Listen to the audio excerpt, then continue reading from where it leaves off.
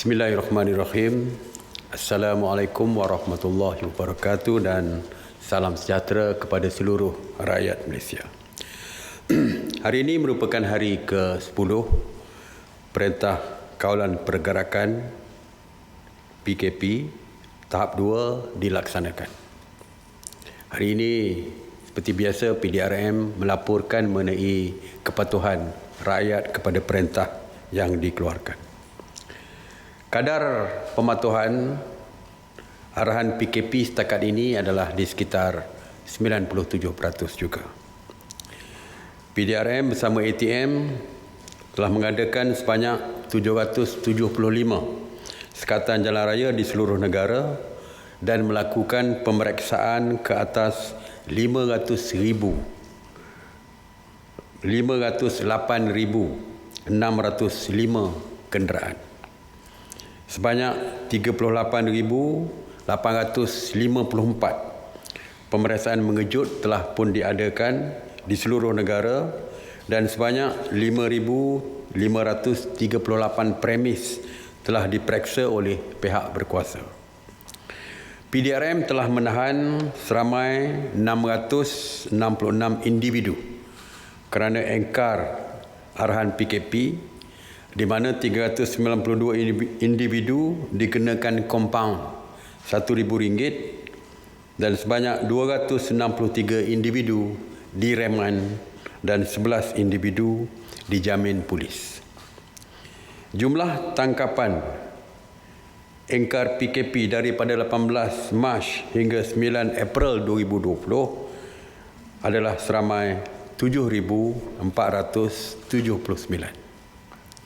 Seperti yang diumumkan semalam bahawa Jabatan Pengangkutan Jalan Raya ataupun JPJ akan membantu PDRM dan ATM di dalam melaksanakan sekatan jalan raya. PDRM selepas ini akan membuat penambahan sekatan dan jalan raya dan rondaan di seluruh negara. Hasil daripada kerjasama baru bersama dengan JPJ, sekatan jalan raya akan ditambahkan lagi dan PDRM juga boleh menambahkan rondaan, pemeriksaan mengejut dan sebagainya. Dari segi operasi sanitasi awam di bawah KPKT ataupun Kementerian Perumahan dan Kerajaan Tempatan, sejak 30 Mac 2020 mereka telah pun melakukan 1,125 operasi sanitasi di 83 zon, termasuk 24 zon merah dan 15 zon kuning. Semalam, sebanyak 171 operasi sanitasi meliputi 51 zon di 12 negeri, termasuk 43 kawasan di Johor dan 39 kawasan di Kuala Lumpur.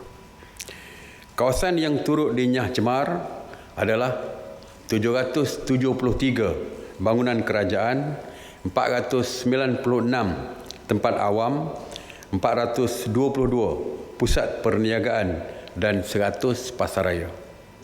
Semalam, sebanyak 4 PPR telah dinyah cemar, menjadikan jumlah keseluruhan PPR yang dinyah cemar adalah 34 PPR dan melibatkan 34,295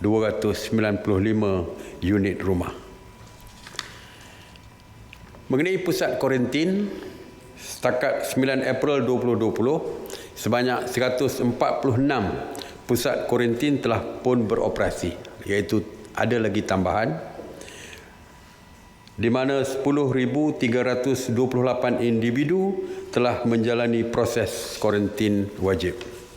Semalam, seramai 612 rakyat Malaysia telah pulang ke tanah air dan dikuarantin secara wajib. Tuan-tuan dan puan-puan, walaupun kes yang melibatkan berita palsu ini diambil tindakan oleh kerajaan, tetapi masih ramai yang terlibat di dalam menyebarkan berita palsu ini. Sehingga semalam 10 April, PDRM dan Suruhanjaya Komunikasi dan Multimedia ataupun SKMM telah membuka 207 kertas siasatan berkaitan berita palsu COVID-19 ini. Daripada jumlah tersebut, 23 kes telah didakwa di mahkamah.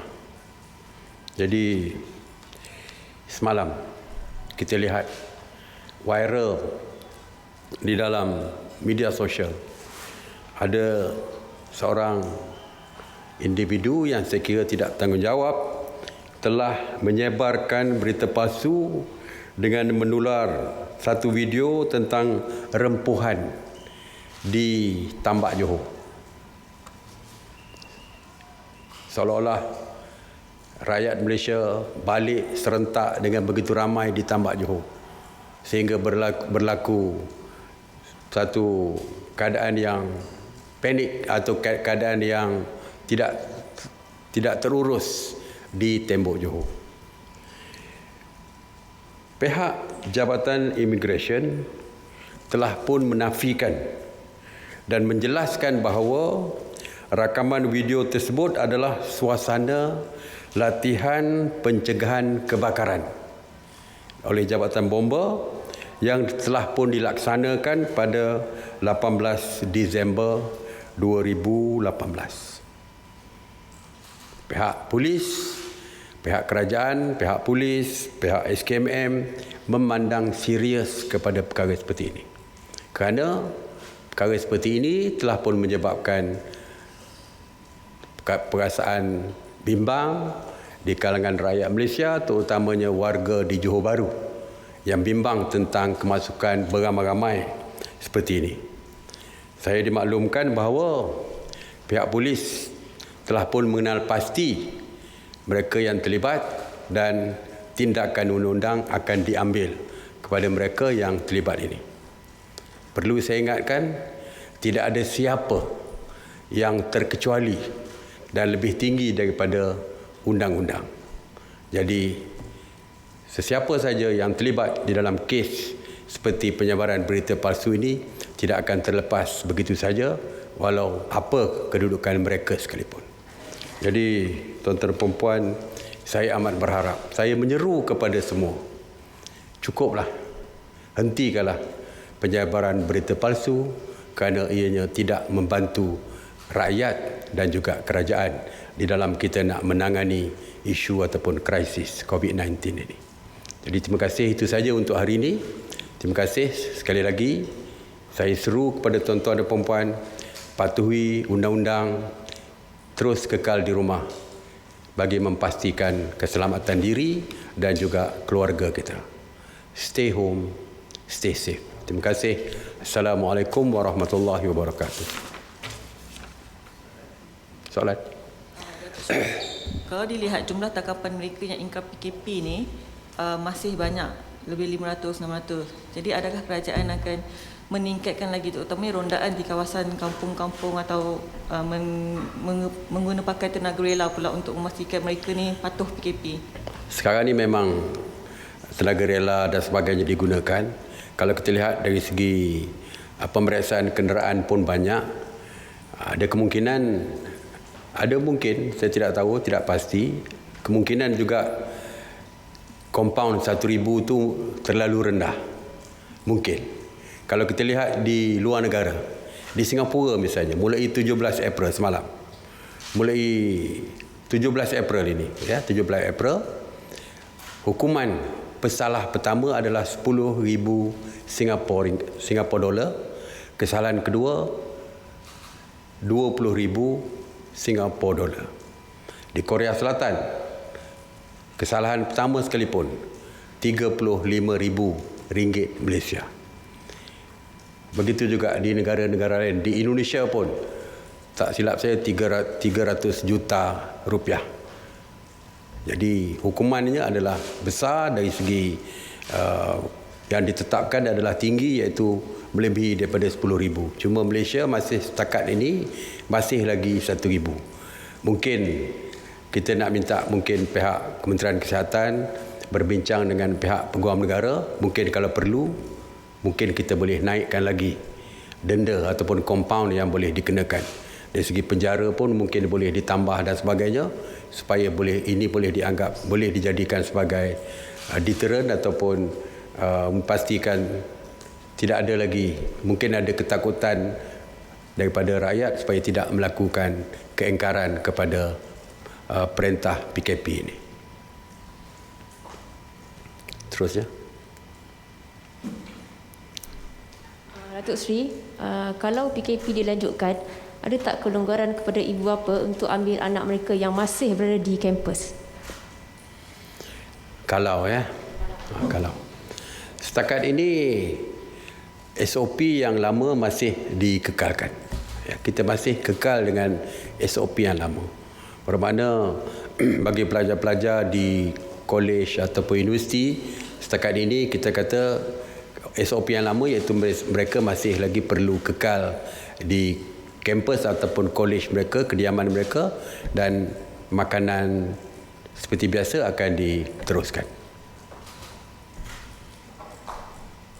Datuk Seri, beberapa hari lepas kita ada dengar mengenai kekecewaan petugas barisan hadapan kita, terutamanya doktor, terhadap golongan yang digelarkan mereka sebagai golongan elit ataupun kluster dari kayangan. Ini mereka yang baru pulang daripada luar negara yang sepatutnya menjalani proses kuarantin wajib. Ada di antara kalangan doktor kita, petugas kesihatan kita yang dicaci, dimaki, dilemparkan dengan kata-kata nista, kata-kata kesat, malah ada yang digelar anjing. So sebenarnya mungkin bagaimana kerajaan melihat perkara ini? Adakah tindakan boleh diambil terhadap mereka yang tidak memberikan kerjasama kepada petugas kesihatan, mungkin daripada segi tindakan undang-undang atau bagaimana? Saya harap ini kesedaran sendirilah.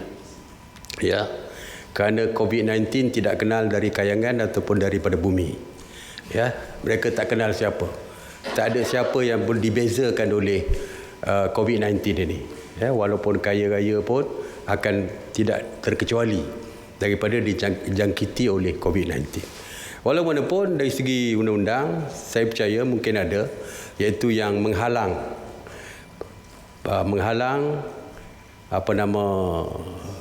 penjawat awam untuk menjalankan tugas masing-masing. Saya percaya mungkin perkara ini boleh digunakan. Dan saya haraplah mereka yang berkedudukan tinggi itu sepatutnya lebih bertamadun daripada orang lain. Jadi saya harap berikanlah kerjasama kepada petugas-petugas frontliners ini, terutamanya doktor, nurses dan sebagainya yang terlibat. Kerana seperti saya katakan, kedudukan yang tinggi tidak menjamin mereka terselamat daripada COVID-19. Alright. Terima kasih. Assalamualaikum warahmatullahi wabarakatuh.